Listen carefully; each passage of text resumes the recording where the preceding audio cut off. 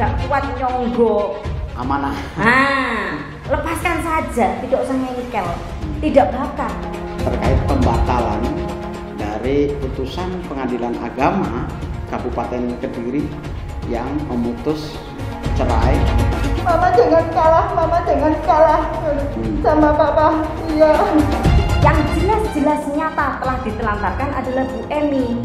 Tidak dikeloni selama 2 tahun, apapun alasannya. Kadang-kadang faktanya 2 tahun lebih. Piyambake sing les renang, sing les napa-napa niku sing jalan niku namung Bu. Namung kantor, bar kantor mengke mung tuli HP, bar tuli HP pulsa. Bar pulsa mengke bal-balan, prung rokok teng jeding, metu ngrokok budal malih lah.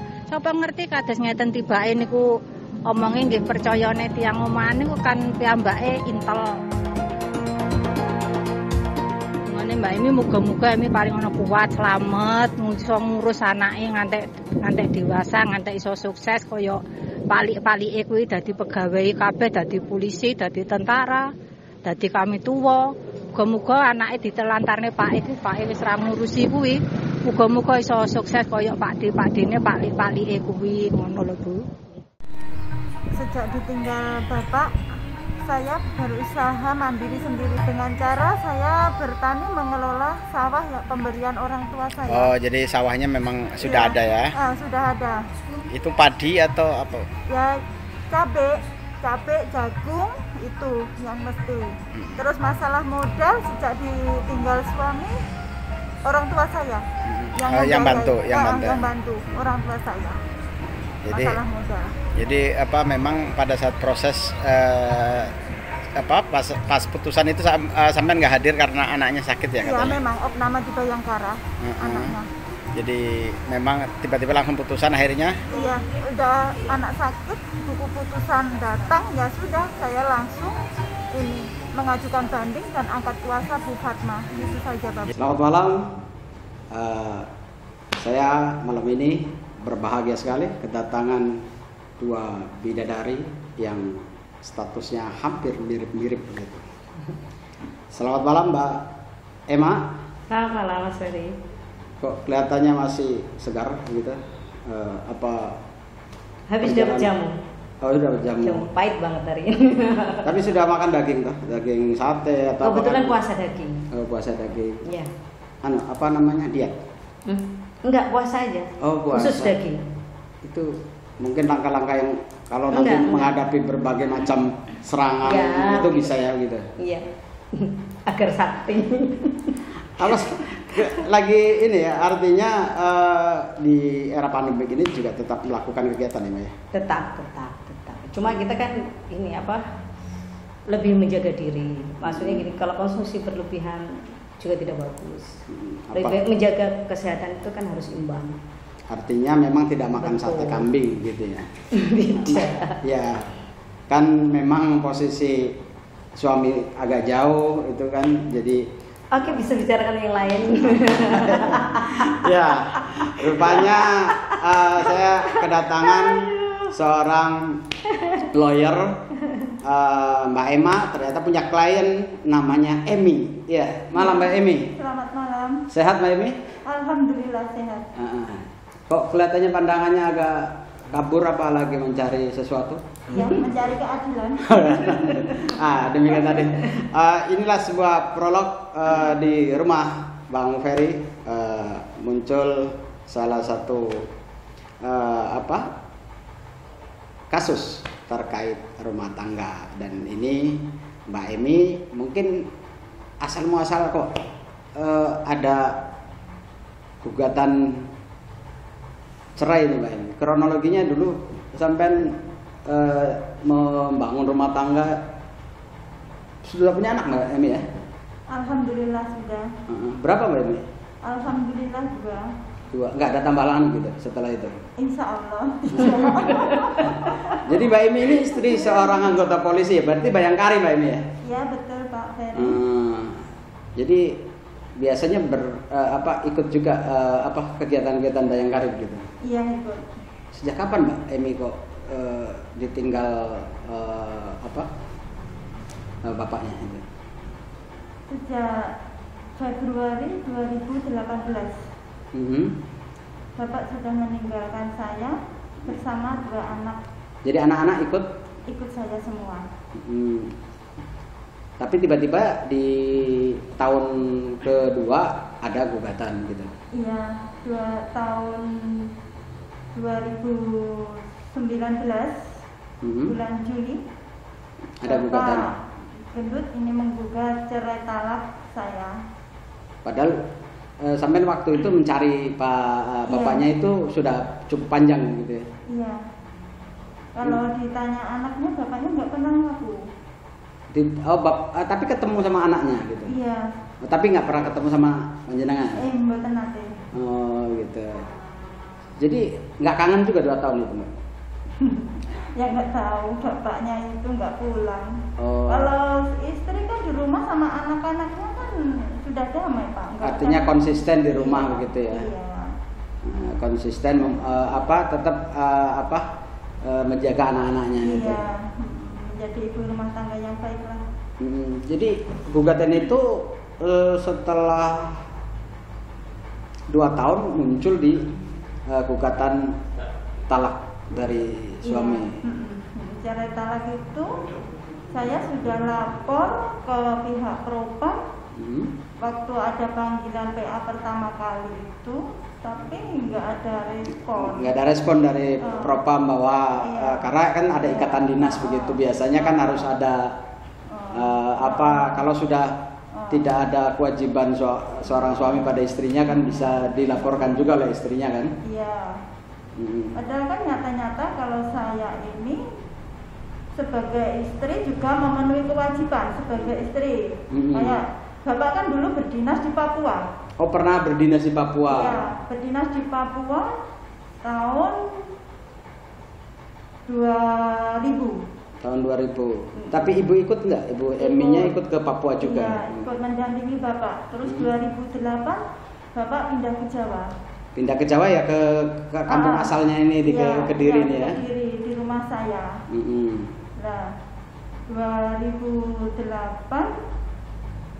bapak pindah ke Jawa karena saya kan sudah melahirkan anak yang nomor 2 itu. Yang nomor 2. Terus bapak ini sudah dinas di Jawa, kan nggak tahu Pak ini apa kelakuannya bapak itu. Kan bapak 2000 berapa itu 15 kalau nggak salah kan berdinas di Intel. Di Intel. Di Intel kan jarang pulang. Ya saya maklumi, nggak apa-apa. Tapi tahu-tahu semakin lama semakin nggak pulang begitu. Nggak pulang, perginya habis misa itu kan sekitar jam 6:30 azan misa itu. Terus nanti pulangnya pagi-pagi. Itu dilakukan tiap hari. Saya ya nggak ada masalah lah, nggak ada masalah karena kan dia di Intel. Tahu-tahu dia ini tahun 2018 memasukkan tanda tangan saya untuk mengajukan pinjaman ke Bank BRI. Nah, dari Bank BRI itu saya konfirmasi ternyata betul. Itu atas nama saya, tapi saya nggak merasa tanda tangan. Tapi tanda tangan Mbak ada di situ ya? Iya, ada di situ. Nah, dari situ kan Bapak terus pergi meninggalkan saya. Meninggalkan saya sudah nggak ini. Kalau ditanya anaknya nggak ngaku. Nah, sudah itu kan Bapak ngajukan gugatan cerai talak. Cerai talak itu kalau ketemu di PA itu juga ini dia kalau ditanya hakim, Mbak Gendut ini gimana? Belum ada izin dari dinas, lanjut gitu. Ya sudah, saya kan bisanya apa? Saya kan juga bersikukuh mempertahankan rumah tangga karena saya kan punya 2 anak, laki dan perempuan, Bapak. Kalau saya nggak punya anak itu nggak masalah, dia meninggalkan saya karena saya mempunyai 2 anak perempuan dan cowok itu kan sudah lengkap dalam rumah tangga itu seharusnya. Lah, dalam perceraian talak itu kan dikasih jangka waktu 6 bulan untuk mediasi. Ada mediasi juga di pengadilan agama. Tapi Pak Gendut kan nggak mau ini. Lanjut terus. Oh, lanjut terus pokoknya. Artinya lanjut terus. seakan-akan pengendalian agama pun bisa Iya. ditekan begitu ya? Iya, lanjut terus. Nah, dari pihak kantor Bapak juga ini seolah-olah kan apa ya, memberi sinyal lanjut begitu sama Pak Gendut. Ya sudah, terus akhirnya ada buku putusan. Dari buku putusan itu kan saya bisa lihat bahwa Pak Gendut itu berdomisili di Ndermo. Nah, habis buku putusan keluar itu saya langsung selubuk sama anak saya yang nomor 1 itu. Mencari kebenaran ataupun mencari siapa sih atau tempat tinggalnya di mana sekarang begitu. Iya. Itu pun orang sekitar Ndermo itu nggak ada yang ngaku, tapi bilang kalau itu sudah nikah siri sama ini Mbak Lili begitu. Putranya Pak Gayan. Dan sudah punya anak juga. Iya, sudah punya anak. Bahkan ada yang ini maksudnya menyarankan saya, ini Mbak, kalau mau Mbak pengen tahu di depan naik misor pos kene tiap pagi itu mesti ngajak jalan-jalan anaknya gitu. Pasti ketemu begitu. Iya, katanya ini setiap pagi ngajak jalan-jalan anaknya. Pulang mboten ngapain toh Pak gitu. Terus sudah saya telisik lagi, besok harinya saya tanya yang lain, ternyata benar. Katanya sudah nikah siri, punya anak begitu. Ya sudah. Terus dari situ ya sudah, terus saya ini angkat kuasa Bu Fatma untuk mendampingi saya di banding. Jadi Mbak Emi atau Bu Emi itu perasaan itu gimana ketika tanda tangannya dipakai untuk mengambil utangan di bank, tapi untuk nikahin orang yang kemudian tanpa sepengetahuannya, ada nggak perasaannya itu bagaimana? Itu sebelum kebeledosan keputusan dari PA itu kan saya nggak tahu. Oh, aslinya tahunya setelah ada putusan. Ada putusan itu dia berdomisili di rumah dan punya itu. Baik, pemirsa, saya sedikit bacakan putusan terkait pembatalan dari putusan Pengadilan Agama Kabupaten Kediri yang memutus cerai antara Pak Gendut dengan Mbak Emi. Nah, akhirnya merasa bahwa tidak salah gitu ya Mbak Emi? Tidak salah, terus kemudian digugat tanpa ada dan sudah ditinggalkan serta ternyata bahasanya dihianati begitu ya. Diterlantarkan begitu. Nah, putusannya adalah membatalkan putusan Pengadilan Agama Kabupaten Kediri nomor 2565 Perdata G/2019 PA Kabupaten Kediri tanggal 9 Maret 2020. Nah, ini berarti otomatis keluarga kembali ya Mbak Emi ya menjadi suami istri lagi ya. Secara hukum perdata kembali. Namun dari putusan itu sudah dilaksanakan oleh bapaknya untuk kembali ke rumah dan bersama-sama lagi bersama anak istri begitu? Belum. Sampai hari ini? Iya, belum. Jadi tetap hanya mengabaikan keputusan tersebut begitu? Iya. Kira-kira memang itu ya Mbak Emma ya, kejadian kronologi awalnya bagaimana Mbak Emma sehingga ini menjadi yang panjenengan tangani? Iya, ini ketika ada putusan itu dari pihak Propam kan kembali memanggil Mbak Emi. Oh, Mbak Eminya dipanggil ya ke Propam ya? Terkait pengaduan beliau tentang gugatan permohonan cerai talak yang diajukan oleh Bapak Gendut tersebut yang tanpa izin dinas. Oh, tanpa izin dinas juga? Itu baru dilanjut ketika ada putusan, baru dipanggil lagi ya Mbak ya, baru dipanggil. Nah, ketika dipanggil itu, saya sudah angkat kuasa dengan saya. Saya juga sudah melakukan upaya banding ke Jawa Timur. Saya datanglah dengan Mbak Emi, kita ikuti prosedurnya, sampai pada akhirnya kita mohonkan disiplin atas diri Pak Gendut. Ya. Nah, dalam sidang disiplin tersebut kemudian diputus hukuman penjara 14 hari plus tunda ini ya, tunda apa Mbak? Tunda ini ya, pendidikan ya. Tunda pendidikan sekitar 6 bulan. Kalau tidak salah, mohon maaf jika salah. Nah, itu ketika dalam masa 14 hari kurungan itu awalnya turunlah putusan banding itu. Upaya saya kira ini ya sudah happy ending kan ya. Kita artinya dengan adanya betul. Sebagai lawyer ingin juga betul. membuat rujuk kembali. Betul. Tetapi kan ternyata ketika saya mendampingi Mbak Emi untuk menjenguk Bapak di sel penahanan khusus untuk anggota, di situ ternyata reaksi Bapak itu tidak bisa menerima ketika beliau didisiplinkan. Jadi cenderung menyalahkan ibu dengan bahasa yang membuat ibu semakin tidak bersimpati.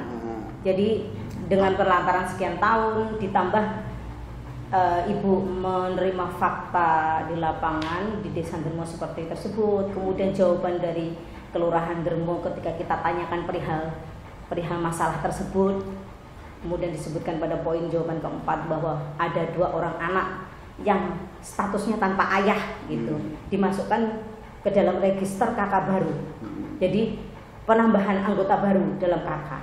Jadi kolomnya itu betul ditambahkan 2 anak. Jadi seperti mau diurus secara administrasinya si anak ini itu jadi pukulan berat, makin berat ibu. Jadi beliau minta nasihat saya sampaikan bahwa monggo diikuti hati. Kalau masih bisa maafkan, hayo ditemuin Bapak, kita ngobrol, ajak beliau kembali. Ternyata beliau kan tidak mau. Tetap tidak mau. Akhirnya ya dari keluarga besar musyawarah kembali, kemudian akhirnya memohon beberapa pilihan ya, beberapa saran ke saya, minta pendapat. Kalau secara pidana apa yang harus dilakukan? Kalau yang nyata di depan mata banyak sih pidananya. Termasuk penelantaran selama 2 tahun. Cuma yang nyata-nyata saat ini bisa diupayakan adalah penelantaran. Jadi kami memproses pelaporan pidana penelantarannya. Awalnya niatnya hanya ingin mendisiplinkan gitu, supaya beliau itu tahu bahwa yang dilakukan salah. Tidak disiplin. Maaf, ya. Beliau masih polisi ya. Yang dilakukan itu tidak disiplin, bukan salah, tidak disiplin. Makanya harus didisiplinkan. Namun tapi ketika tidak terima dan ternyata memang rumah tangganya tidak bisa dipertahankan begitu. Ya istilahnya ibu harus berupaya lebih keras. Artinya kalau kita punya, mohon maaf ini bahasa kasarnya, kalau kita punya peliharaan kucing, kita kan tahu jenis kucingnya. Kalau kita peliharaan kita itu apa? Kucing, macan, serigala, ya kan? Gebuknya kan harus beda, lebih kencang lagi kan? Nah, ya kembali ke ibu gitu. Ya kita tidak tahu apa yang akan terjadi di depan. Yang jelas upaya itu sekarang alhamdulillah sudah P21. Sudah P21, sudah dilimpahkan ke kejaksaan. Terima kasih kepada segenap pihak, termasuk Polres Pare ya, Polres Kabupaten Kediri yang sudah maksimal mendampingi kami memproses perkara hingga akhirnya bisa dilimpahkan kejaksaan. Betul. Jadi sudah P21. Sudah P21 dengan jaksa Ibu Lestari. Tapi informasinya P21 juga belum ada surat, belum. Kita menerima berita itu secara lisan ya Mbak ya. Kita menerima berita itu secara lisan hari ini. Per tanggal berapa ini Mbak? 4 ya. 5 ya, per tanggal 5. Pokoknya hari ini kita dapat pemberitahuan dari beliau langsung karena kita menghadap. Beliau memberitahukan bahwa memang sudah P21. Seperti itu. Tapi belum ada penahanan ya. Itulah yang jadi masalah. Masalahnya gini. Dari Ibu Lestari itu menyampaikan bahwa kemungkinan tidak akan ada penahanan dengan alasan beliau orang dinas sampai proses sidang, sampai putusan dari hakim.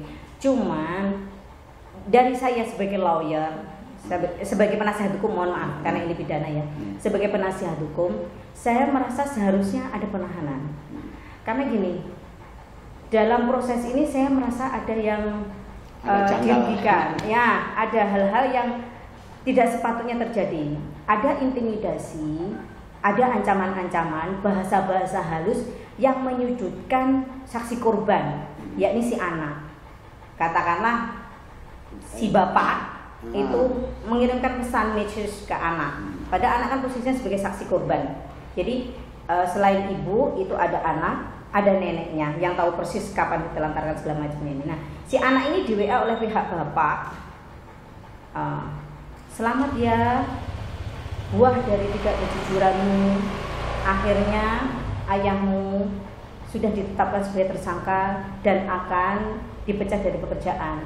Ingat-ingatlah yang terjadi nanti ketika kamu di depan gitu, bahwa masa depanmu yang kamu alami saat ini adalah buah dari itu SMS dari HP ayahnya. Ya kita tidak tahu ya, wallahu alam ya. Kita tidak tahu siapa yang ngetik. Ya, memang bahasanya yang seperti bahasa cewek. Nomornya Kak, bapaknya. Betul, bahasanya cewek banget. Saya tahu lah, itu bahasa cewek apa cowok. Jadi kira-kira menurut Mbak Emma itu juga termasuk salah satu itu KDRT.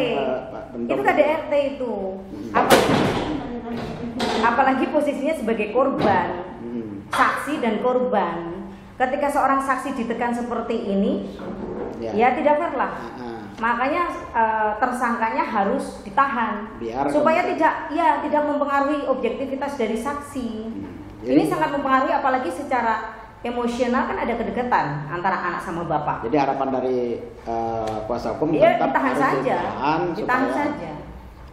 Ditahan saja. Ya seperti yang lain saja. Kenapa harus diistimewakan? Karena beliau polisi. Artinya memang hukum itu sama di mata. Ya, iya. Maksudnya. Juga. Tahan saja nggak apa-apa. Oke, Mbak Emi itu bagaimana apa hubungan antara ayahnya dengan para anak-anaknya gitu, mungkin sampai mulai meninggalkan dan lain sebagainya. Ya sering kali masih kontak-kontak atau gimana, atau masih memberikan nafkah. Sudah tidak sering telepon sama sekali sejak meninggalkan rumah. Sudah nggak nafkahi lahir dan batin sampai sekarang.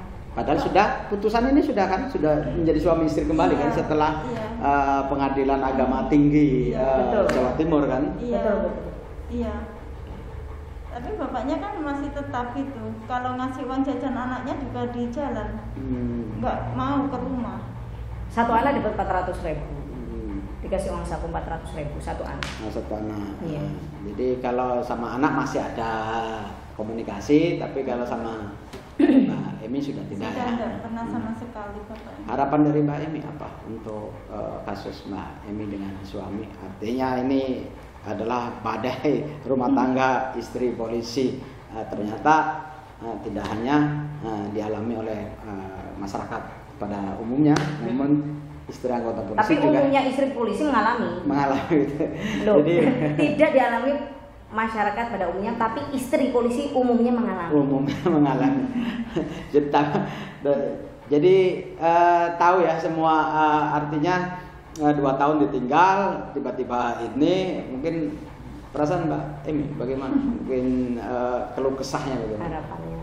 Dan serta harapan dari agar kemudian paling tidak kalau memang tidak bisa dipertahankan, tetap saja bagaimana upaya apa yang dilakukan oleh Mbak Emi dalam konteks penegakan hukum itu.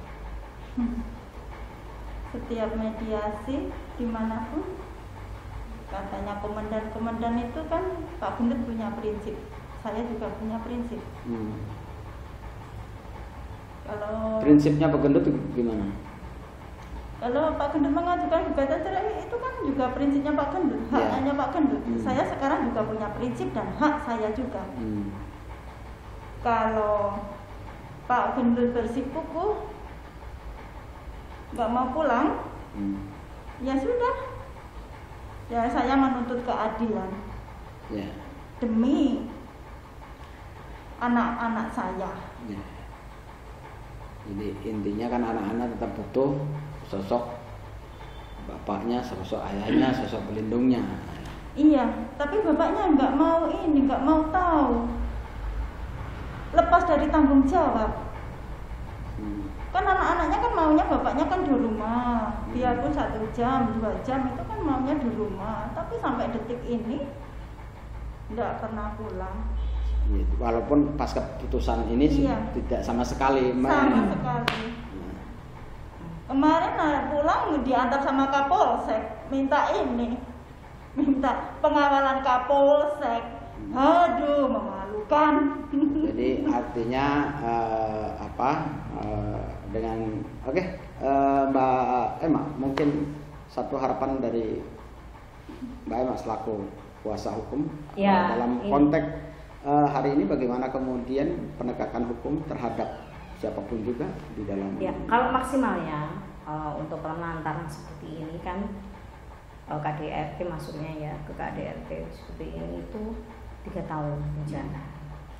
Tapi saya nggak muluk-muluk sampai 3 tahun lah. Ya gini loh, hakim itu harus adil. Ya. Kalau memang ditelantarkan 2 tahun, penjaranya ya 2 tahun. Seimbang kan maksudnya. Kalau seorang istri ditelantarkan 2 tahun, maka pidananya juga harus diputus 2 tahun. Kalau istri ditelantarkan di atas 3 tahun, silahkan mau diputus 3 tahun, gitu loh. Cuma kan kita lihat kembali lagi bagaimana hukum di Indonesia ya kita nggak tahu ya. Kita juga tidak tahu jaksanya nanti Ibu Lestari ya PN Kabupaten Kediri. Kalau ada indikator misalnya jaksanya kok sampai dengan detik ini kok tidak melakukan upaya itu bagaimana? Loh, kita belum tahu. Kita belum tahu beliau mau menuntut berapa tahun penjara istilahnya. Ya tapi kan kita boleh dong punya harapan ya kan. Seorang istri ditelantarkan 2 tahun, pidananya juga paling enggak bagaimana caranya hakim memutus 2 tahun. Tuntutan tetap 3 tahun gitu. Kan lucu. Seorang istri ditelantarkan 2 tahun, tuntutannya cuma 1 tahun umpamanya. Akhirnya diputus hakim 9 bulan. Lucu banget. Ya. Nah, sedangkan gini, konteks ditelantarkan sekarang gini, biasanya di pengadilan itu jadi kabur. Konteks ditelantarkan keluarga itu bukan masalah dikasih uang, tidak dikasih uang saja. Ketika seorang perempuan tidak dikeloni, itu juga ditelantarkan, Bos. Ya, gitu loh. Nah, itu. Tapi biasanya muleknya di sidang itu hanya sekedar dikasih uang atau tidak, dikasih belanja atau tidak. Maaf. Nafkah itu lahir dan batin. Yang jelas-jelas nyata telah ditelantarkan adalah Bu Emi. Tidak dikeloni selama 2 tahun apapun alasannya. Kadang-kadang faktanya 2 tahun lebih. Ya sudah, ikuti itu aja, simpel kan? Oke pemirsa, badai rumah tangga istri polisi, bahwa ternyata pelakor ataupun pembinor ini tidak hanya menjadi wacana di dunia media sosial, tapi menjadi faktual. Namun apapun yang terjadi, bagaimana kemudian keputusan yang sudah ditetapkan harus dipatuhi dalam koridor hukum. Ini yang kemudian jarang kali dilaksanakan. Nah, mungkin ada closing dari Mbak Emi, sebuah harapan besar bahwa masih ingin nggak sih mempertahankan rumah tangga dengan konteks suami istri. Namun kan posisinya sudah ada orang lain, gitu, wanita idaman lain, atau itu mungkin harapan dari Bu Emi gitu. Harapan saya yang mendapatkan keadilan saja. Yang penting apa yang hari ini lagi dituntut menjadi tuntutan yang maksimal begitu ya. Iya Bapak. Begitu Mbak Emi.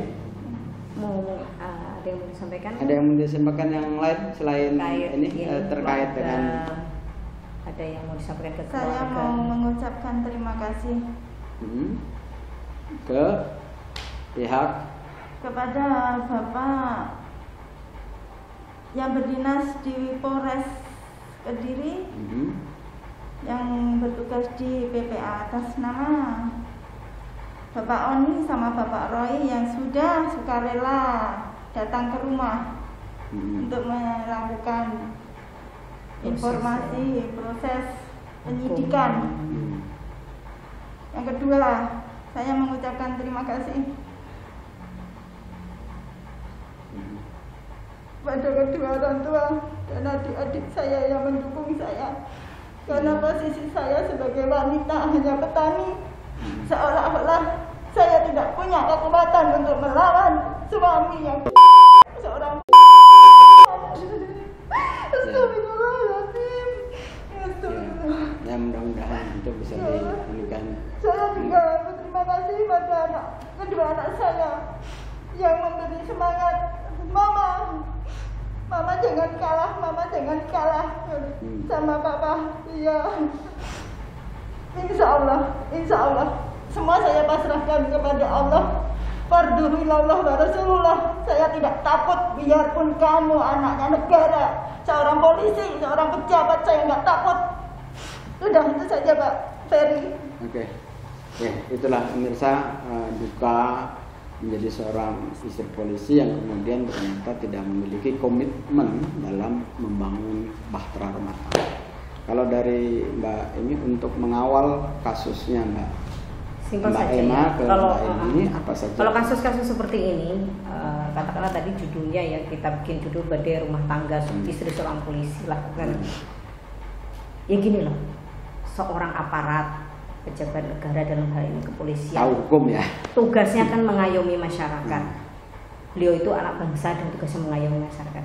Bagaimana beliau bisa mengayomi masyarakat kalau beliau sendiri tidak bisa mengayomi rumah tangganya dan sibuk mengayomi janda lain? Kan aneh istilahnya. Balik lagi ke masing-masing lah. Polisi yang semacam itu bisa nggak dianggap sebagai seorang perwira, katakanlah, dianggap sebutannya saja perwira loh bos, ya kan? Tahulah definisi perwira.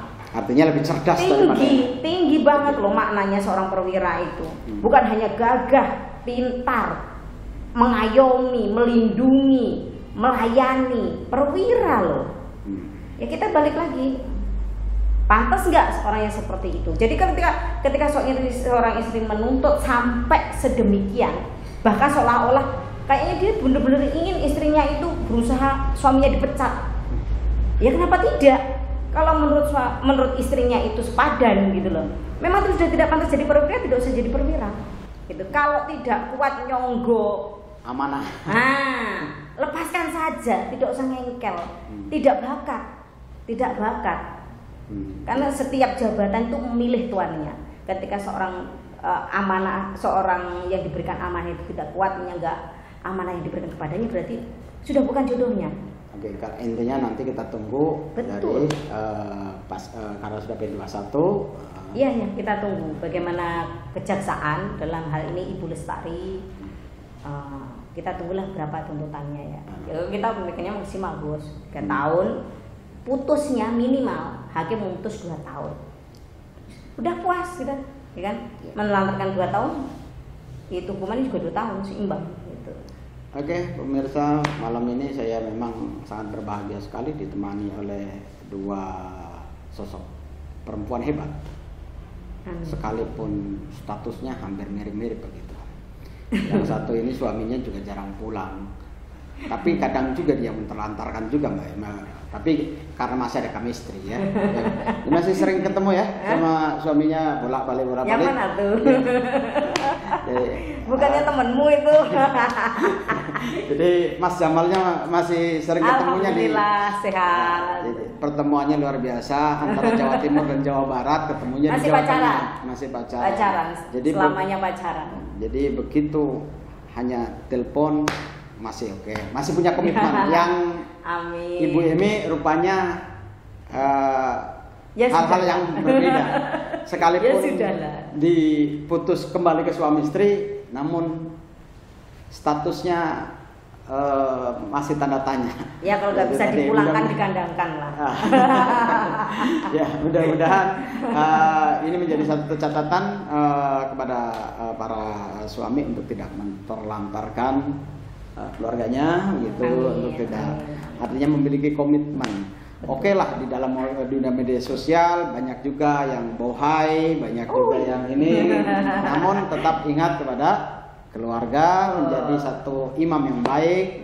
Itulah pemirsa, terima kasih Mbak Emma. Terima kasih Mas Ferry. Terima kasih juga Mbak Emi. Mudah-mudahan apa yang diharapkan terkabul dan menjadi kekuatan besar Mbak Emi untuk bisa menjaga putrinya. Iya. Oke, pemirsa, terima kasih. Kembali ke depan kita akan bincang-bincang lagi terkait berbagai problem, masalah rumah tangga, dan saya spesialis di wilayah itu. Oke, terima kasih. Assalamualaikum warahmatullahi wabarakatuh. Waalaikumsalam warahmatullahi wabarakatuh. Terima kasih, Mbak.